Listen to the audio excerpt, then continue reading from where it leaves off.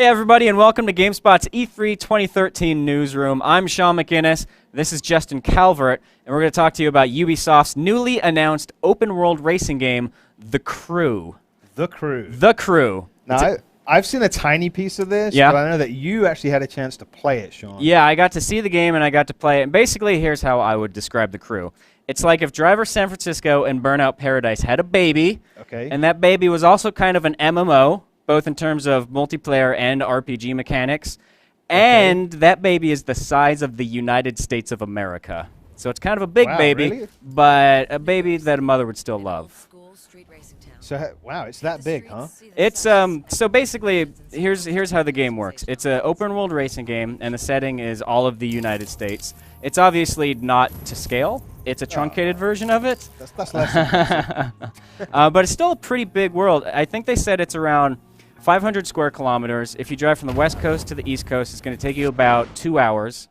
About 10,000 kilometers of road, and you don't just drive on the road. There's a whole big off-road part as well. You can drive wherever you want, up the mountains in the Rockies, that whole deal.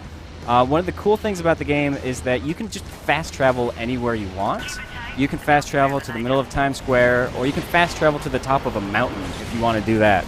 So it seems odd to be fast traveling in a driving game. Right, but it's an open world driving game. The fun in the driving? The fun...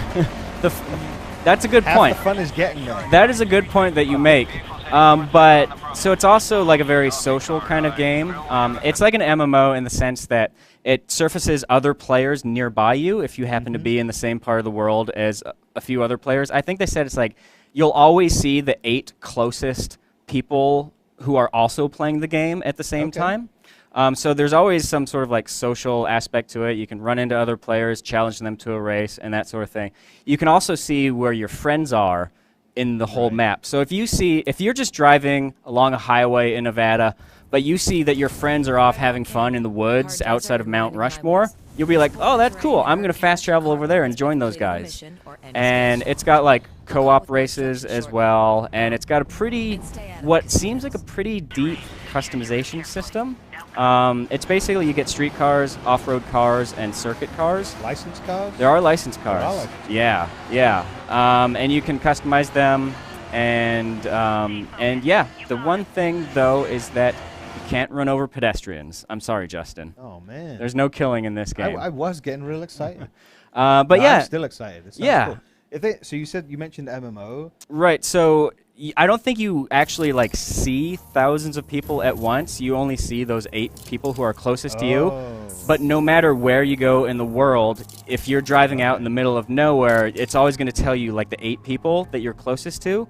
So it's kind of tunnel vision in that respect, but it's always keeping track of everybody who's playing the game and always like mixes those players together. And presumably you can form a group or something like that. So So it's not just highlighting that, like it's highlighting your 8 friends rather than 8 random people. I'm not sure like how much you can filter that sort of thing, but you can definitely like pull up like where your friends happen to be and like jump straight to them, that sort of thing. Right. So yeah, there's some pretty cool ideas there, and it's a next-gen exclusive. It's Xbox One, PS4, and PC, so it's not, it doesn't have to cater to the lowest common denominator of current-gen specs. And when can I play this game, Sean? I don't know. Cool. I suspect we'll find out more about that in the future. But that does it for our newsroom discussion of The Crew.